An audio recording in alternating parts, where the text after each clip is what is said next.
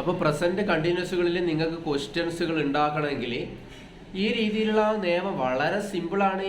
IASVA pattern. ഒന്നുകൂടി പറയാണ്, I എന്ന് പറയുന്ന ഇൻറ്ററോഗേറ്റീവ് വേർഡ്സ് ആണ്. ഇൻറ്ററോഗേറ്റീവ് വേർഡ്സിനെ മലയാളത്തിൽ പറയും ക്വസ്റ്റ്യൻ വേർഡുകൾ. ആ ക്വസ്റ്റ്യൻ വേർഡുകൾ ഇതാണ്: വാട്ട് എന്ത്, വേർ എവിടെ, വെൻ എപ്പോൾ, വൈ WHY വൈ എന്ത് കൊണ്ട്, ബിക്കോസ് എന്നുള്ള അർത്ഥത്തിൽ, ഹൗ എങ്ങനെ, ഹൗ മെനി എത്രയാണ്, എണ്ണാൻ പറ്റുന്നതിലാണ് ഹൗ മെനി വരിക, ഹൗ മച്ച് എത്ര മാത്രം. ഇപ്പം എത്ര മാത്രം എത്ര എണ്ണം എന്ന് പറയുമ്പോൾ നമുക്ക് എണ്ണാൻ പറ്റുന്നത് പറയുമ്പോൾ how many brothers do you have, how many hours do you sleep in A day, ഇനി ഒരു ദിവസം എത്ര മണിക്കൂർ ഉറങ്ങുന്നു. അപ്പോൾ ഹൗ മെനിയാണ് അവിടെ. എന്നാൽ ഹൗ മച്ച് വരുന്നത് നമ്മളീ പറഞ്ഞ പോലെ അൺകൗണ്ടബിൾ നൗണിൻ്റെ മുമ്പിൽ എണ്ണാൻ പറ്റാത്തത്.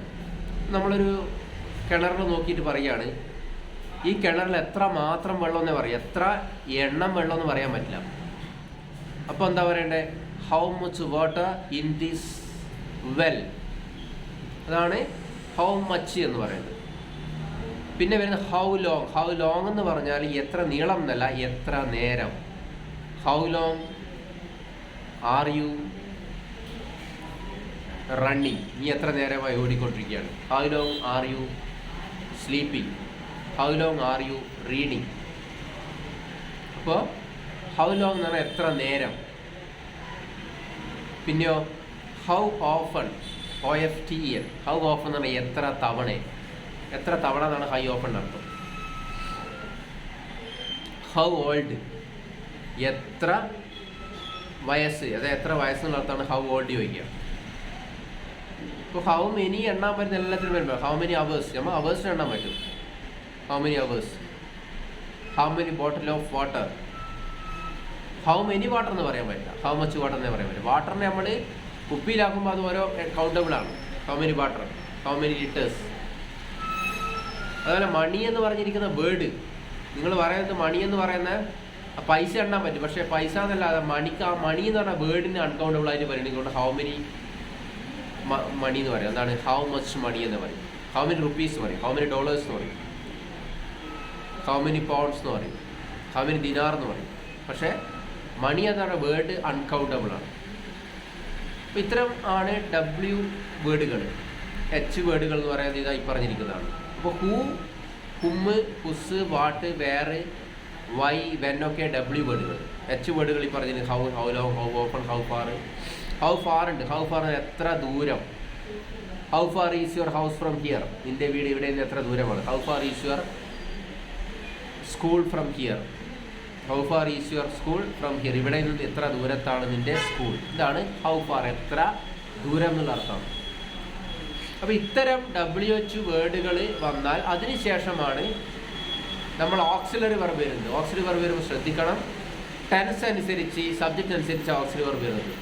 പ്രസൻറ്റ് സിമ്പിൾ ആണെങ്കിൽ ഡസ് ഡു എന്നീ 2 ഓക്സിലറി വെർബിനെ സാധ്യതയുള്ളൂ. പ്രസൻറ്റ് സിമ്പിൾ ആണെങ്കിൽ അതിൽ സിംഗുലർ സബ്ജക്റ്റ് ആണെങ്കിൽ ഡസ് വരും, പ്ലൂറൽ സബ്ജക്റ്റ് ആണെങ്കിൽ ഡുവ വരിക. പിന്നീട് നിങ്ങൾ ശ്രദ്ധിക്കേണ്ട പ്രസൻറ്റ് കണ്ടിന്യൂസിൽ നിങ്ങൾക്ക് കിട്ടുന്നത് 3 തരം ഓക്സിലറി വെർബ് ഉണ്ടാവും. ഐ വരുമ്പോൾ മാം വരും, അല്ലാത്ത കേസിൽ എന്താണ് സിംഗുലർ ഈസ് വരും, പ്ലൂറലിൽ എന്ത് വരും, ആറ് വരും. അപ്പോൾ ഈ സാം ആറാണ് പ്രസൻറ്റ് കണ്ടിന്യൂസിൽ വരുന്നത്.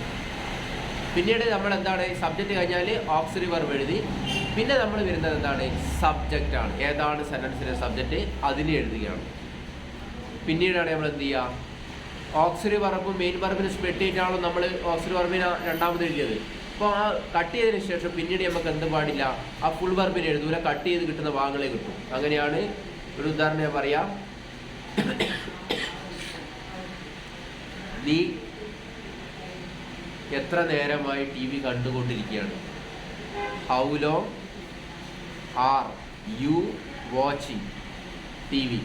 പ്രസന്റ് സിമ്പിൾ ആണെങ്കിലോ, നീ എപ്പോൾ ഉണരാറുണ്ട്. വെൻ ഡു യു വേക്കപ്പ്, അവൻ എപ്പോൾ ഉണരാറുണ്ട്.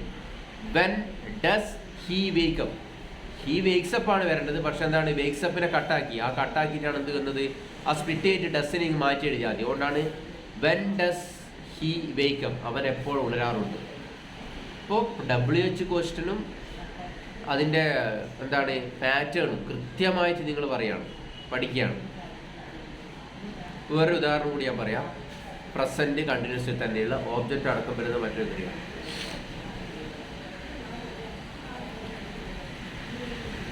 അവൻ എത്ര നേരമായി നിങ്ങളെ പഠിപ്പിച്ചു കൊണ്ടിരിക്കുകയാണ്. അപ്പോൾ നിങ്ങൾ ശ്രദ്ധിക്കണം, അവനാണ് അതിൽ സബ്ജക്റ്റ്. എത്ര നേരമായി എന്നുള്ള അതിൽ എന്തെന്ന് WH വേർഡ്. അവൻ എത്ര നേരമായി നിങ്ങളെ പഠിപ്പിച്ചു കൊണ്ടിരിക്കുകയാണ്. ശ്രദ്ധിച്ചോ, how long is he teaching you.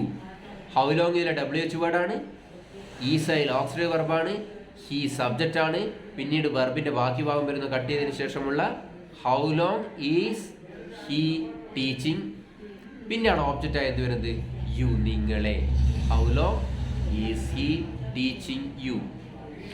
അപ്പോൾ ഈ രീതിയിലാണ് നിങ്ങൾ പ്രസന്റ് കണ്ടിന്യൂസുകളിൽ ക്രിയകൾ ഉണ്ടാക്കേണ്ടത്. WH questions.